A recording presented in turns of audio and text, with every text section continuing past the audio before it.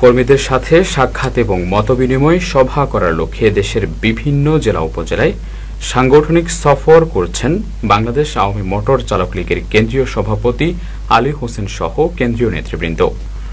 7 জানুয়ারি বৃহস্পতিবার লক্ষ্মীপুর জেলা সফর শেষে নোয়াখালীতে এলে সকল নেতৃবৃন্দকে ফুলেল শুভেচ্ছা দিয়ে বরণ করে নেন আওয়ামী মোটর চালক লীগের সুবর্ণচর উপজেলা শাখার সাধারণ সম্পাদক কামরুজ্জামান সহ সুবর্ণচর উপজেলা আওয়ামী মোটর চালক লীগের নেতাকর্মীরা।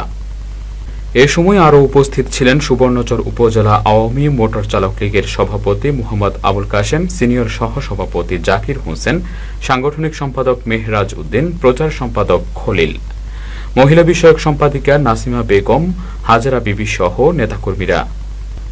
এ সময় কেন্দ্রীয় সভাপতি আবুল হোসেন বলেন, মুক্তিযুদ্ধের চেতনায় বঙ্গবন্ধুর আদর্শকে ধারণ করে বঙ্গকন্যা শেখ হাসিনার উন্নয়নের হাতকে শক্তিশালী করতে সবাইকে এক হয়ে কাজ করতে হবে।